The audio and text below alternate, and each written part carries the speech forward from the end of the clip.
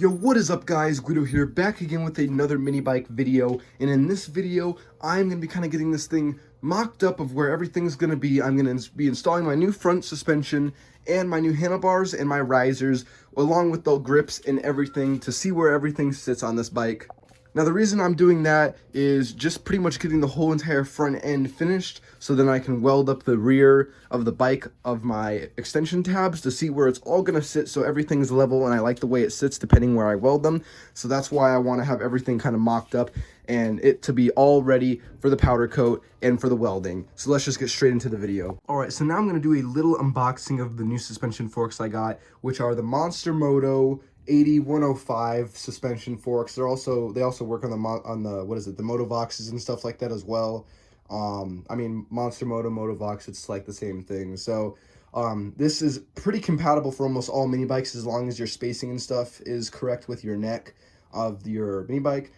So anyways, I'm just going to be doing a little unboxing, showing you guys how to put them together and then putting it on the bike. Now, for those that might already know, I already did a full unboxing and installed on the Monster Moto here, which you can check out by just clicking in the top right here. I have a full install how-to video on how to install these and set them up and actually put it on this bike right here. So go ahead and check that out in the top right. But for the people that are still new or whatever and haven't seen that video, I'm going to be doing the same thing and mocking it up on this bike so you guys can see how it's done. Alright, so I'm going to be slicing this thing open. Gopowersports, I think, has this cool new like tape. I don't remember them having this for 60 years. So that's pretty cool.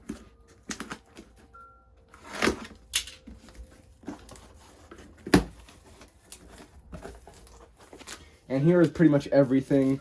This looks like the bottom neck, or the bottom part that holds the forks together. Here's the forks.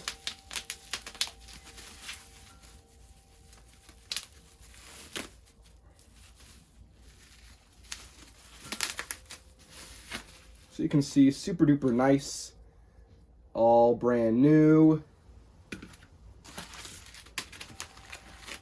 And then here is the other part. They send you a new axle with spacers because you can't use the stock one if you have like the stock like rigid suspension, because these are obviously thicker, so you'd need a longer bolt for using these, and obviously like different spacing and stuff like that. So they send you all this, which is pretty cool.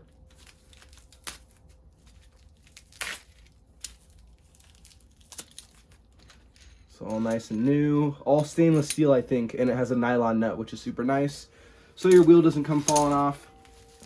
And then here is the other one.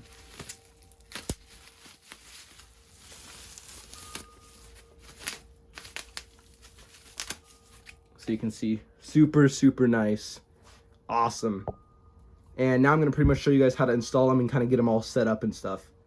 Alright guys, so I'm pretty much going to show you guys how to mock the whole suspension up on the frame here. So you can see, obviously there's no suspension, no nothing on this. And I'm pretty much going to show you guys how to put it together piece by piece and how to line everything all up. Alright, so this is the first bracket that you're going to have. Now, usually they come with a little notch here for the front number plate. I'm not going to be running that. So I just cut it off and spray painted it over. It looks a lot cleaner without it, in my opinion. And the way you're pretty much going to install this, you can see from the angle I'm holding it, you can see it's dipped down right there. You're going to be installing this up on the top, going down, which will be indenting on the bearing here, so that, you know, it can obviously turn and stuff like that, rather than it being metal on metal. So you're just going to take your stock bolt that you have from your bike, you're going to slide it through, and then this will go straight through.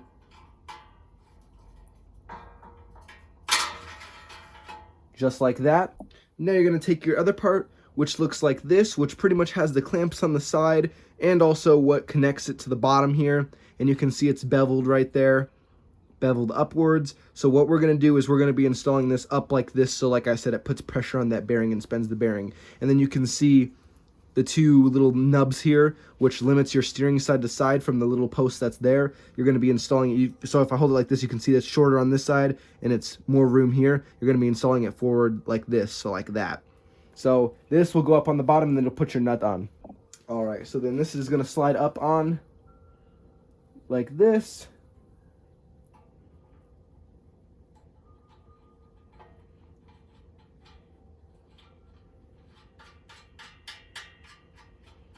just like that.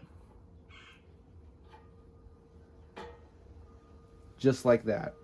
And now here is your front suspension, your shock, I guess, here. Now, like I said, normally mine has, you would have the nub on here as well for your front fender. I cut it off because I like the look of this better without it, and I'm not going to be running a front fender, so why have it, you know, sticking out that far? So now these, it really just depends. If you have them and they're facing like this way, you're going to want to put them inwards like this. And then same on the other side, if it's like facing that way, you're going to want to twist it around and have it face inwards like that, where the front fender would mount up. But since this doesn't have anything like that, you can pretty much install it whatever way you want. So there's a little bolt at the top here. You're just going to untwist this.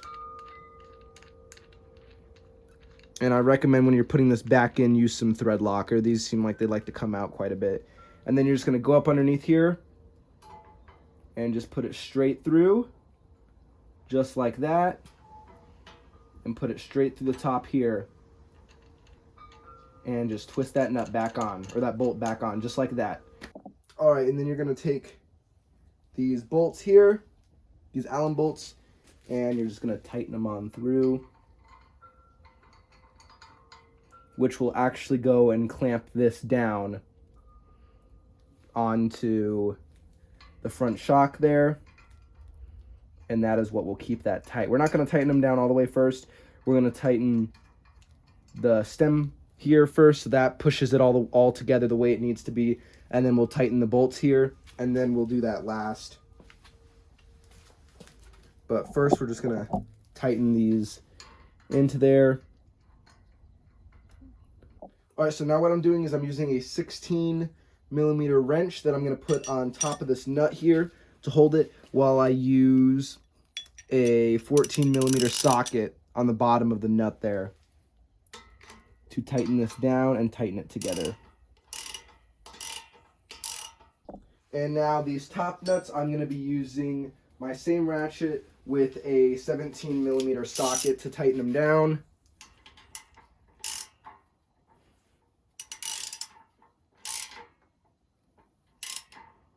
And now we're taking our 6 millimeter Allen key here,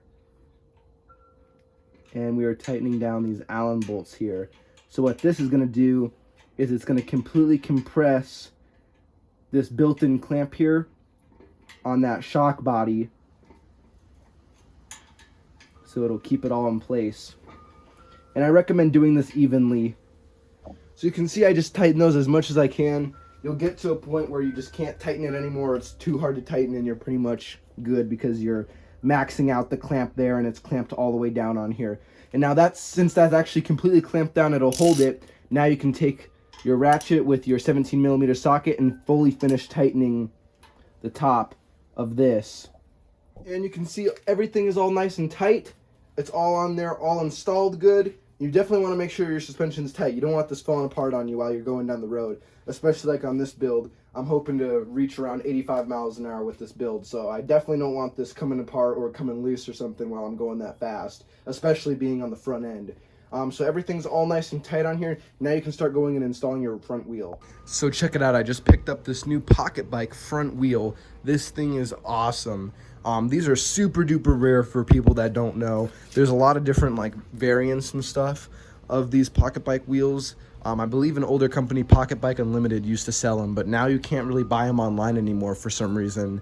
But yeah, these are super duper rare. I figured this would look super, super cool on the front end of this thing and really give it the look that I'm going for.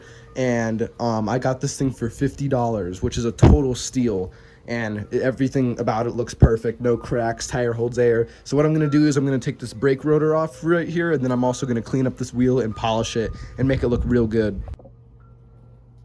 All right, so you can see I have it up on a wood block. You can use a stand or whatever, like I have a dirt bike stand, but that almost puts it too high off the ground where it's kind of hard to like line stuff up. So I'm using this, which should be perfect.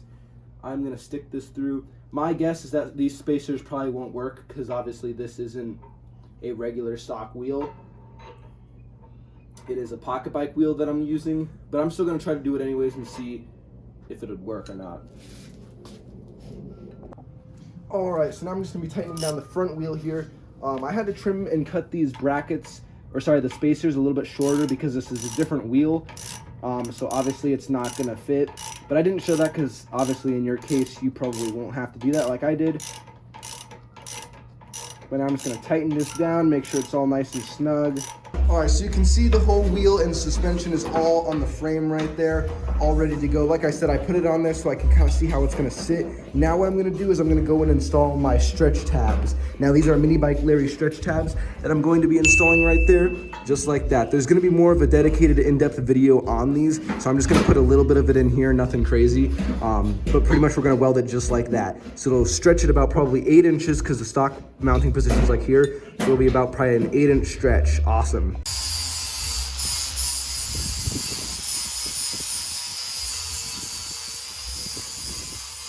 All right, and you guys can pretty much see we got this thing sitting exactly how I wanted it to be. Everything on this is all together. It is just waiting for powder coat. So make sure you guys stay tuned for the dedicated video on how to install these stretch tabs, and make sure you guys stay tuned for the next video where this thing is going to be freshly powder coated. I'm going to reveal the color to you guys, and we're going to start assembling everything on this. I hope you guys enjoyed. Make sure you guys comment, like, and subscribe, and peace.